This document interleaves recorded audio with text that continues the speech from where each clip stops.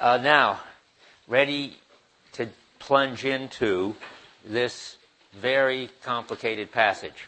But the only way I know to plunge into it, after years of trying to unscramble it and teach it, so that now I think I understand it pretty well, is to put it back in the framework of the Greeks versus the Judeo-Christians, because not only do they have a big different view about epistemology and metaphysics and ethics, but they have a totally different view of the self. And I don't think anybody before Kierkegaard ever fully saw how this big difference. As you'll see when I talk about it, Pascal sort of saw it, because Pascal was a genius who sort of saw everything about existential things way before anybody else. But here we go. So, the Greek view, the self, and you don't have anything about that on your pages yet. I'm giving you the background for looking at these pages. So, on the Greek view, particularly in Plato, human beings were an unstable combination of body and soul. And the body part was in time, and the soul part was merged with the ideas, these abstract whatevers, that people are still worrying about, trying to decide what they were, but something or other outside of time, something eternal, that the eternal part of the self could contemplate and merge with. And the basic idea in Plato particularly is that you're an unstable combination of these two, the body and the soul, and in order to make that unstable combination stable and livable, and to lead a harmonious life instead of a life sort of struggling back and forth between the body and the soul, you need to find out which part is really essentially you and get rid of the other part. Of course, they don't come sort of labeled like one of them, namely contemplating eternal, say, mathematical and philosophical things is what's really you, and your body is just getting in the way, or that your body is really you and this kind of contemplation just gets in the way. It's up to you to take a stand on yourself as one or the other, and to then minimize and repress or whatever, get rid of or declare unessential the other part.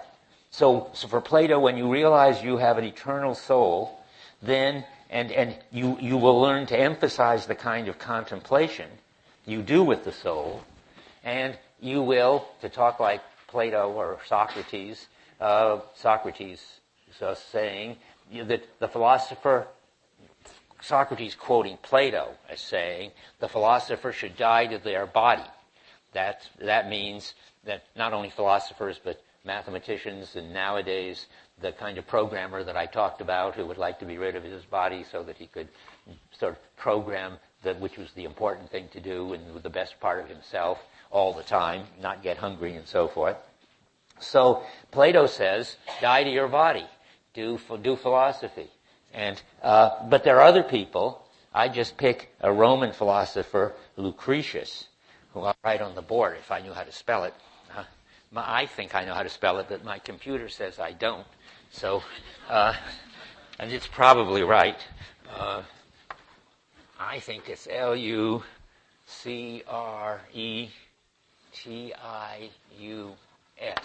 Is that what you guys think? Well, so much the worse for my computer then. Okay, so Lucretius, a Roman, I take it, thought that we were just made up of atoms, which jiggled around. He was way ahead of his time. And he thought that what we ought to do was try to get the atoms we're made up to jiggle around in the most pleasant and unupsetting and most coherent way.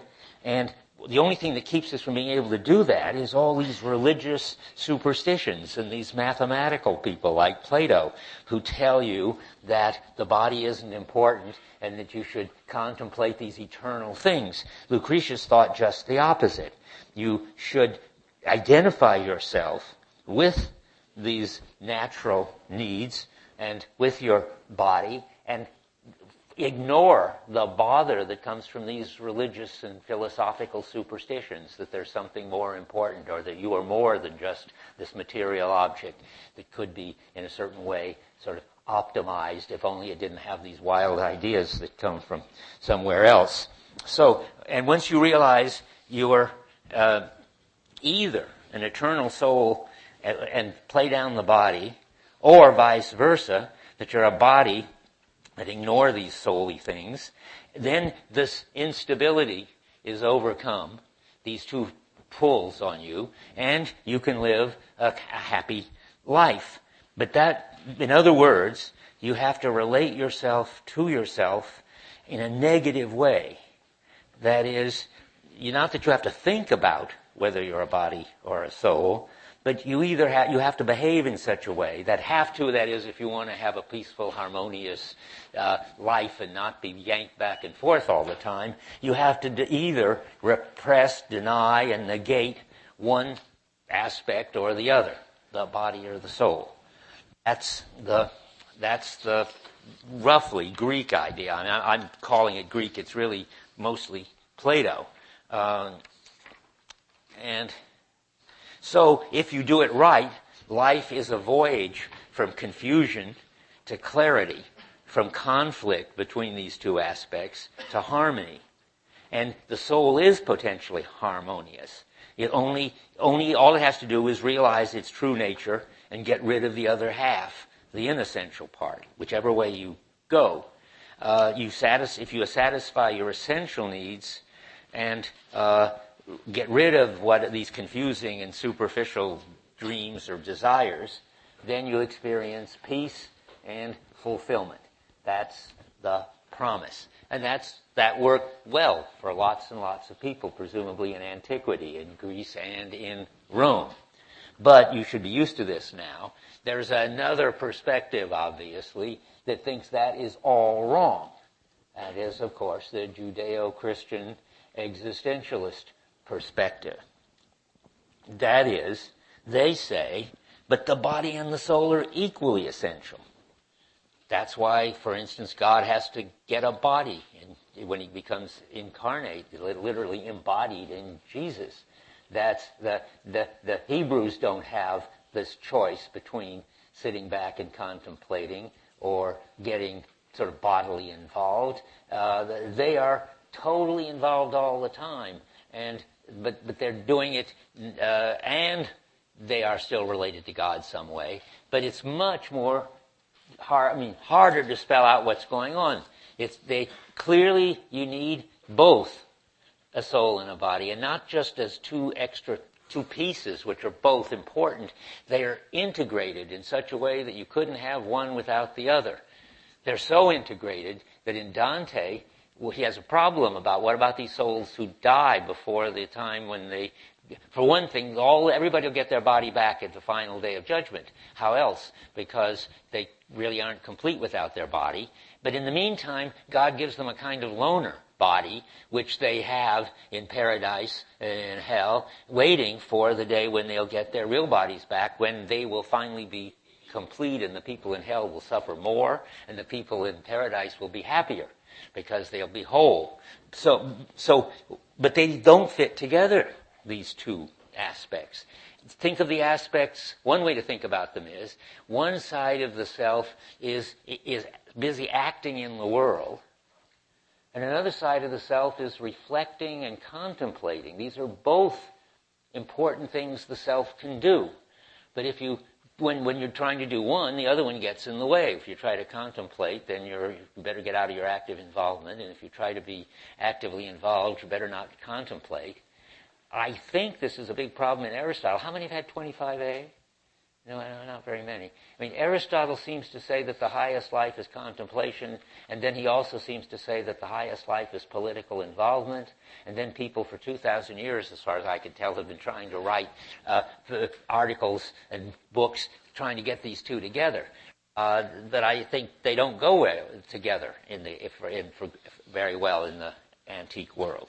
And so Pascal sees this, and sees that we are in the Judeo-Christian tradition, or at least he is, and that in that tradition, he says, what a monster then is man.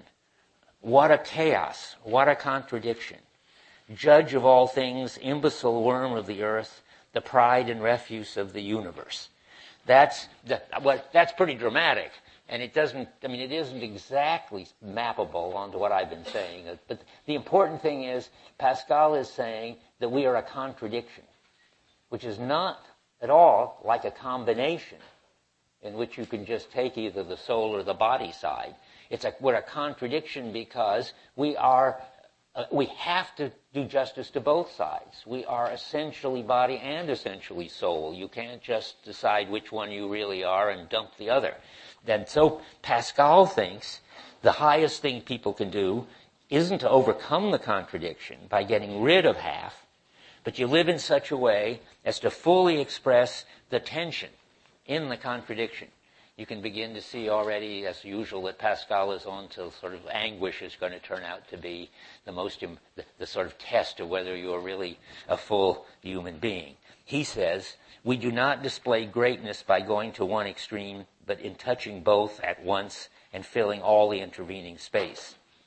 So instead of trying to purify the self of one half or the other, to find peace and happiness, which was the Greek way, Pascal thinks that avoids the tension, the contradiction, the living stretched out between these extremes, constantly sort of alive to what looks like the impossibility of living fully expressing both these contradictory things. So Pascal thinks it's a kind of cop-out to try to purify yourself of one or the other half. Purifying is repressing or denying. Now you'll see, all of this is not just interesting because it helps explain Kierkegaard, as you'll see in a minute, but I'm pointing ahead to the brothers. The brothers, Dostoevsky has an exactly identical view of the self that Kierkegaard has, though I don't think he got it from Kierkegaard. I think they both got it from Pascal and did their own thing on it. But there is one of the brothers who is trying to purify himself, to make himself perfectly soul and get rid of the sensual, as he calls it. And Pascal thinks that doing that is very dangerous. He says, man is neither simply angel or simply brute. And the unfortunate thing is that he who would act the angel acts. That is, if you're trying to be perfect, you're dangerous. Keep your eye on the brothers and ask yourself which one that's about. And so the goal of Pascal isn't happiness and peace, which you get by getting rid of one side or the other. It's this kind of aliveness. Fulfillment is a Greekish idea. It's not, the Judeo-Christian idea is not some kind of fulfillment where you just finally arrive at happiness. The bliss has to go with anguish for Kierkegaard and for Pascal. And for Pascal and for Kierkegaard, let's put it that way. And so so what do? Well, you've got a big problem. He thinks that you oscillate back and forth between pride in the part that's the contemplative soul part and despair at being this lowly animal. Remember, the pride and refuse of the universe. So you're proud of being the pride of the universe and you're humiliated at being the refuse of the universe, and that's despair. Now, what do you do about it? Well, here's where Pascal didn't have much to say, and this is where Kierkegaard takes over. Pascal says, well, Jesus had the extremest reasons to be proud since he was God, and to be humble since he was a lowly person who was washing the feet of Mary Magdalene, and he managed to live in these extremes without pride and without humiliation, and all we have to do is imitate him. Well, that's not very helpful, it seems to me, and I've read all of the Pascal that's relevant, and I don't see any more clues as to what we're supposed to do in there. And so the question is, well, what do you do when you imitate him? How does he do it? Get the two contradictory aspects together in a way that doesn't lead to conflict and bouncing back and forth between pride and humiliation, and doesn't lead to despair, but get the two aspects of the self together in a way that they reinforce each other. And so that you have more of one, the more of the other. That's what you need. That's what Kierkegaard's going to tell you now how to get. So that was the preamble. If you want to say, this is a good time to do it, because from now on, we're going to read line by line this complicated story, which is a summary of everything we said about Kierkegaard, a summary in the most condensed and abstract form you could possibly imagine. But anyway, so far so good. I don't expect there's nothing to disagree about yet. Okay, and so now we turn to this clear and condensed, and I admit incomprehensible, the writing on despair, which is, and the subject of this is, what is the self? And just an aside, which I think is funny. I mean, this is how many have tried to read it? I presume, since I gave it out, that you couldn't resist your curiosity and try to read it. And I don't know what kind of reaction you had. I think when I first read it, I just thought my head would fall off or something. I couldn't understand a thing. But at least I never thought it was a joke. Some amazingly arrogant critics and writers of Kierkegaard, who think they're on his side, so to speak, explain this passage by saying, well, no wonder you can't understand it. It's not meant to be understood. It's a joke. It's a parody of Hegel. Boy, is that wrong. And unbelievable on the part of an interpreter to think that if you can't understand it, it must be a joke. That it happens to be, and this is important to tell you, in this book of Kierkegaard's called Sickness Unto Death, which is a book about the self and despair, which is written by a pseudonym. Remember, Kierkegaard's always writing them under other people's names. The pseudonym is the name for the person who is a better Christian than Kierkegaard. I told you, there are 2 books by Kierkegaard in which he tells you what he thinks the right, really true Christian way of life is. And this passage appears in that book. And that was no joking matter, that book. And it certainly wasn't going to suddenly break off and start parodying Hegel. So here we go. And he is very influenced by Hegel. He uses Hegel language. We saw immediate and mediation and higher immediacy and so forth. Well, this is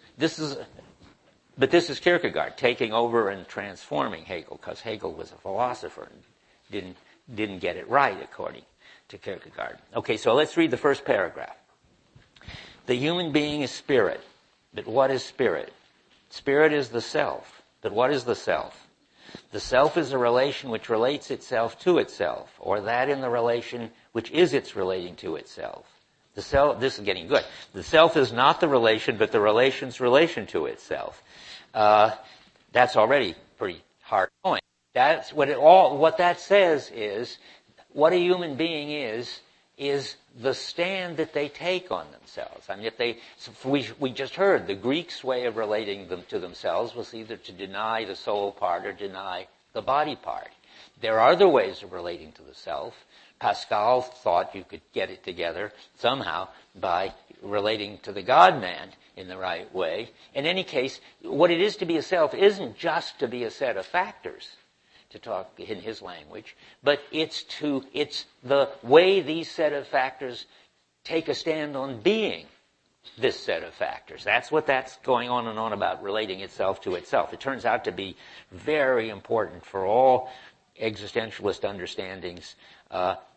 Heidegger, the other important existentialist I teach, says that human beings are the being whose being is an issue for them. That's Heidegger just taking over Kierkegaard and saying it in other terms.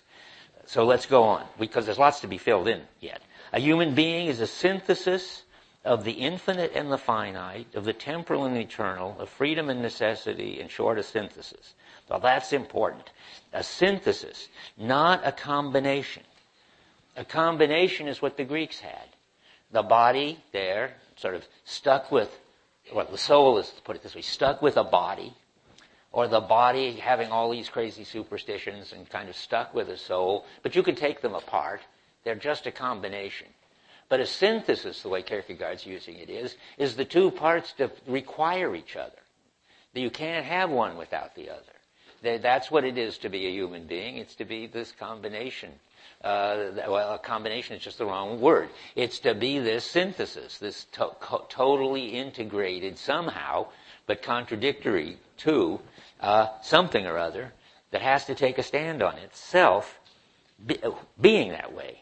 Okay, so, by the way, let me just correct Kierkegaard here for a minute. I've always annoyed, this is the way he wrote it, but if I were reading his paper, I would correct it at this point. A human being is a synthesis of the infinite and the finite, of the temporal and eternal. You find something confusing about that? You recognize sort of what parallelism is when you're writing? He should say of the infinite and the finite, of the eternal and the temporal. He should lay them out all the same way. You can correct it. You can do better than Kierkegaard on that. So it's a synthesis of the infinite and the finite, of the eternal and the temporal, of freedom and necessity. There he's back in the parallel again. In short, a synthesis. Now get ready for the next mind-blowing thing. A synthesis is a relation between two terms. Looked at in this way, the human being is not yet a self. Good grief, we've just spent a whole paragraph presumably defining the self, and now that it looks like we finished this paragraph, turns out we haven't defined the self. What we've done, look at the diagram on the back, what we've gotten so far is R1 in the diagram. That is, this human being, which is a synthesis, though it doesn't know what to do with it yet, of, and then I've got the finite temporal necessary, and the infinite eternal possible. And you can see at the bottom of that picture that the soul and the body are in there. They're sort of the Greek version. But Kierkegaard never will say soul and body, because it seems too much like you can take them apart, that when the body dies, the soul goes on, and so forth.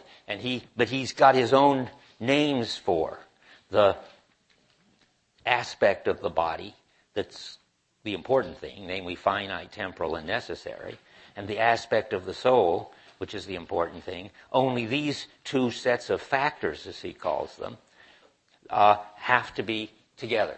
You can't define them apart from each other, he's going to claim. Now, so far, first paragraph. Any problems yet? It gets worse. You will see. Okay, here we go. In fact, it's the next paragraph which to me is the hardest. I don't really quite understand why he says what he says the way he's saying it here, but I know what he's saying, so I'll read it. In a relation between two things, the relation is the third term in the form of a negative unity, and the two relate to the relation and in the relation to that relation. This is what it is from the point of view of soul, for soul and body to be in relation. If, on the other hand, the relation relates itself to itself, then this relation is the positive third term, and this is the self. That really is everything. That's the whole story. But what in the world is going on there? Well, I've told you that story. I think maybe some of you, having heard what I just said earlier, could figure this out. What is the negative relation of the self relating to itself? I bet somebody understands this. Have we talked about a negative relation of the self relating to itself when we talked about the Greeks? Makes me a little worried. Yeah. Concept of the body and soul being separate from one another? That's half of it. But why would you call that a negative relation? That's only that you haven't quite got it. To help him. What's the negative? Yeah. Because you have to deny a part of yourself. That's it. It's a relation in which you define yourself by repressing half of yourself. That's a way of relating to yourself, which is a negative relation. That was the first clue I got. Notice that in all this abstract talk, the only example he gives is that is what, from the point of view of soul, for soul and body to be in relation. That was my clue once upon a time. And that relation could be any of these things, but he gives you one of the ways it could be this relation could work is that you deny half of the combination, and that's what he's talking about. Then, if on the other hand the relation relates to itself, then the whole self you could write in there. That would help. If on the other hand the relation relates to its whole self, instead of just repressing, then this relation is the positive term, and this is the self. Okay, what's that look like? Go back over here, and you see that's R2.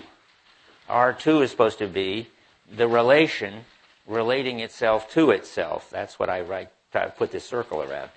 I'm sure this can be improved upon, but this is the best I can do. So now we've got R1 is just there is this set of factors which is a synthesis. R2 is the set of factors takes a stand on itself and tries to deal with itself being a synthesis. And now it can do it, it turns out, in a negative form or a positive form. Now we have to talk about that. And that's really in the italics at the top of the description. Because there you're going to hear about the forms. Despair is a sickness of the spirit, of the self, and can have three forms. Being unconscious in the despair of having a self. That's R1. That means that the person in R1 doesn't even know they've got a problem. Doesn't know they have to take a stand on themselves, and doesn't know that this is very hard to do because it's hard to, the two sides don't seem to fit together. You will find somebody, as you begin to read the Brothers Karamazov, ask yourself, who is in this despair, unconscious of the despair of having a self? And you can make yourself unconscious of it by drinking or running around with lots of women or watching TV all the time or being absorbed in computer games. The ones that my son is of that last sort. I know it well. Anyway, so what was I going to say about it? Oh yeah, for Pascal, remember the two examples I mentioned were distracting yourself by playing tennis. Little does he know how much nicer that is than sitting alone at home and playing computer games. But anyway, and the other one was sitting at home alone doing geometry.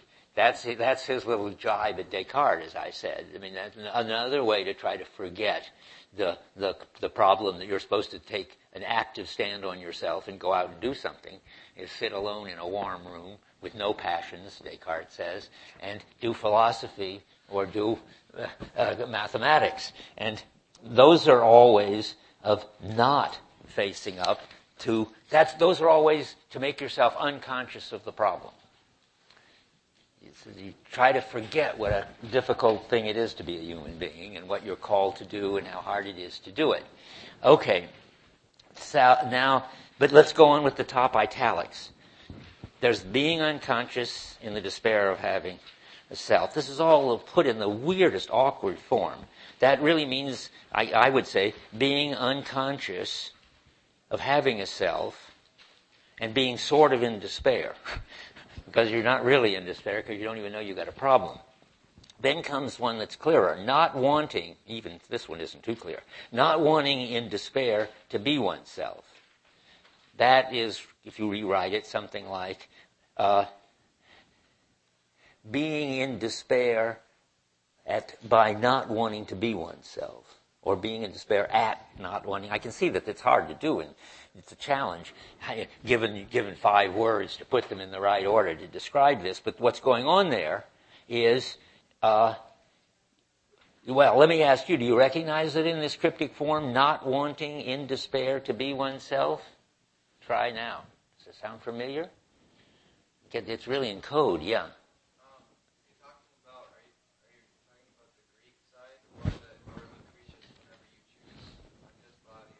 That's great. You've got it. I feel happy that the message is getting across. Yeah, that's another version of the negative R2, the not wanting to be oneself, and you're going to be in despair because you give up trying to get the whole self together. So that's going to be which one of the brothers is in that condition? That's the same brother who's trying to be perfect. And then you have to see. And wanting in despair to be oneself. Well, that means trying with all your might to get the two sides together and not being able to do it. Because nobody on their own can get the two sets of factors together. But there's one of the brothers who is trying with all his might to get the two factors together and is in despair because he sees that he can't do it. Okay, now we can go back, I think, to where we are. Well, maybe not. Let me make sure here. So we've done R1. We've done the fact that the self is a combination. So you can't have one without the other.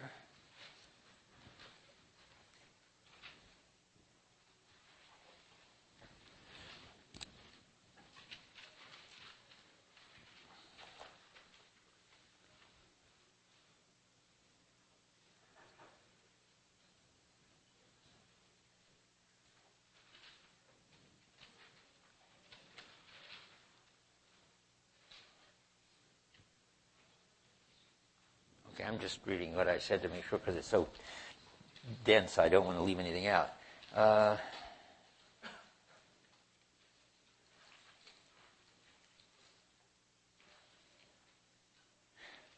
another way to put it is what I was saying, why you can't get them together, the factors, is that they are contradictory.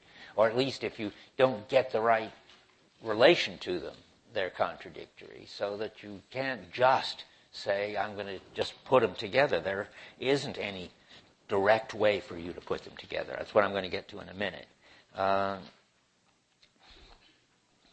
You can't, I wrote here, express your bodily finite needs and capacities at the same time fully expressing all your intellectual needs and spiritual, religious needs and capacities.